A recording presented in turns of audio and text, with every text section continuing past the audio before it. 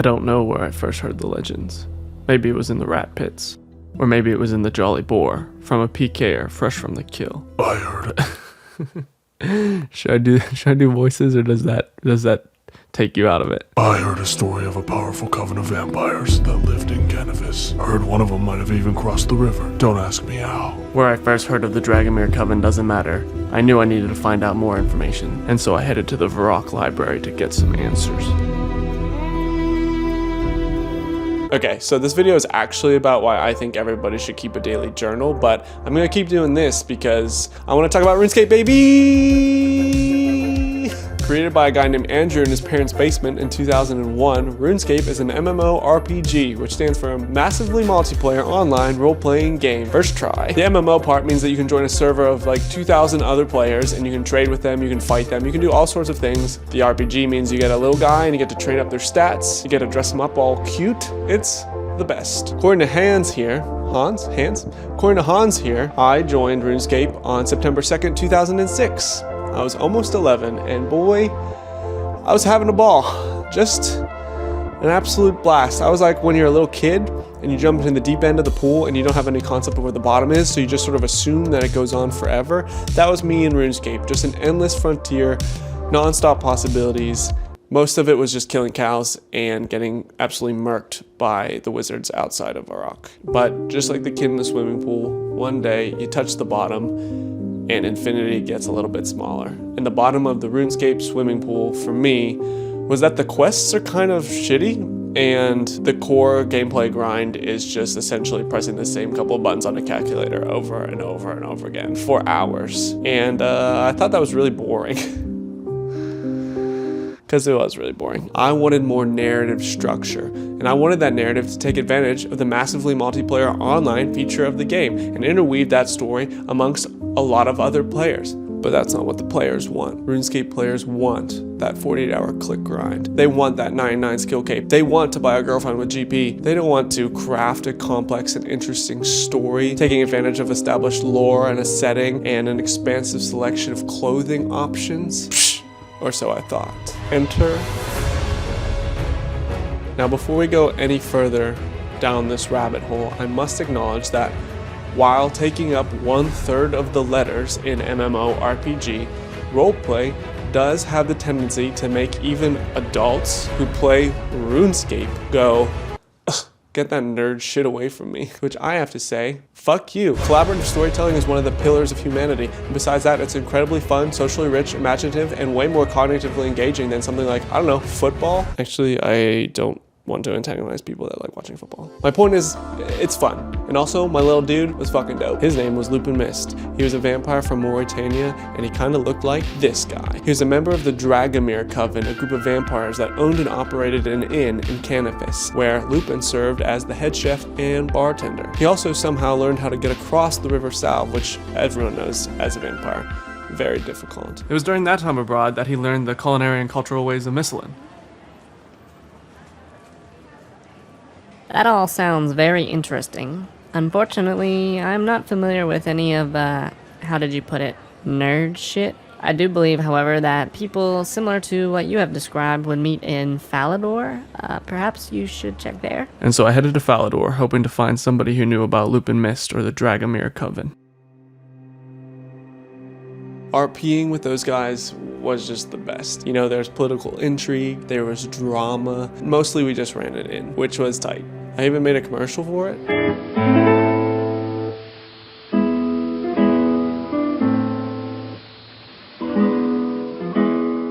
Talk about iconic, am I right,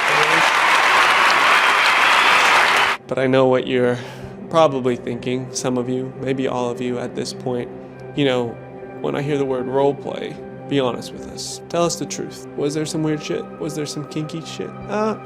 Probably. There's probably some, not in like the main group of people that were doing it. Honestly, the main problem that RuneScape role-playing had was that a lot of these people were probably not perceived as cool in the real world, but were suddenly very cool and popular within this community.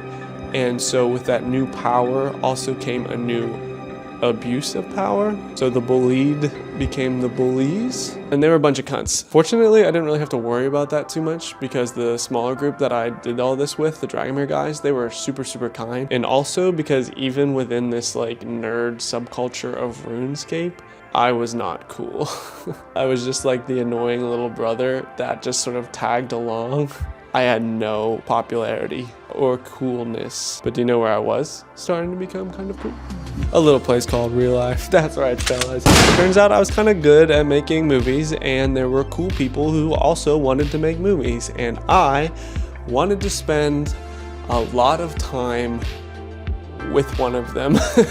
And so I just quit playing RuneScape. There wasn't any pomp and circumstance. There was no gradual fade. I just quit. I didn't even say goodbye to any of the friends I had made over the last 2-3 years. I just vanished. But what does this have anything to do with keeping a journal? Whoa, whoa, whoa, whoa. Chill out. Hold on. It'll come back around. You made it this far in the video. Be patient. Hit that like button. Subscribe. Fast forward to 2022. A decade later, I was lying in bed, awake in the middle of the night, as I am known to do from time to time, when I have this sudden thought, wait a minute, didn't I make a RuneScape video all that time ago? So I hop up and get to my computer and I type it in on youtube.com. Sure enough, there it is, the commercial. What memories, what good times. The nostalgia rushes back. But wait, what's this? Someone commented, "Where'd you go?" Well, I never really thought about any of these people missing me, you know? There's another one. Wait, this one is recent. Now, I'm not too proud to admit that at 1 in the morning, this did move me to the ugliest sobbing you have ever seen. But I think the real salt in the wound was that I just didn't really remember. Like, I knew that Ryan, the one who commented, was the leader of our little group, but I didn't really remember any big bonding moments between the two of us. You know, like I said earlier, I was just a small fish sort of in the background. But for them to reach out after 8 years of me being radio silent just to check up on me, there obviously had to have been some, and I just didn't remember. The pathways to those memories having been paved over by newer, more present memories. But then I remembered the forums. All of this stuff was documented on the forums. There was backstory, there was lore, there was excruciatingly detailed documentation. I would use that to just, you know, jog my memory, to be refreshed of all the events, of all the things that we did, all the people that were so cherished that 10 years ago. It's all gone. What do you mean it's all gone? That was 10 years ago. The community died, the forums became inactive and deleted to make room for new stuff. But isn't there an archive or something? No, there was concern that archives would become a security risk, and so everything got wiped from the Wayback Machine. It simply no longer exists. But how could you do this? Face it, my friend, you made no effort to keep any of this stuff either. You could have written things down, saved them in a document, but even if you did, in that 10 years you've moved 7 times and had 5 different computers, one of which you smashed on the kitchen floor. Only the most important documents, videos, or writings could have survived all of that change. And RuneScape, while an important community in your youth, was left behind. Fuck.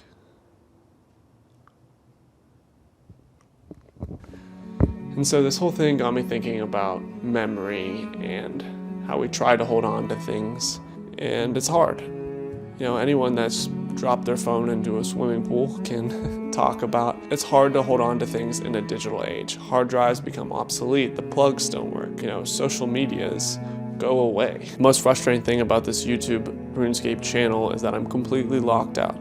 I don't remember my password to the YouTube channel, and I don't remember my password to the email that the recovery would be sent to, and I don't remember what my favorite food as a child was to even access that email. So, I'm locked out. And if that password was ever written down, it's gone. Which brings us, friends, finally to journaling. Now, I have kept a structured daily journal in these black moleskins since 2019. Before that, I kept crackhead journals of just nonsense. There's no way to pinpoint when I wrote them or anything. It's just 2019 is when I started doing a daily journal. Every night before bed, I write down what happened during the day, how I felt about those things, and most of the days are boring. There's not a lot. But some days are wild and crazy, and that's show business, baby. And now the purpose of these journals for me has always been to get the thoughts out of my head and onto paper. It was never really for the purpose of archiving. In fact, before I had this RuneScape existential crisis, I never reread my journals. But for this video, I did reread my journals, and I had 2 key takeaways that I'm going to share with you now.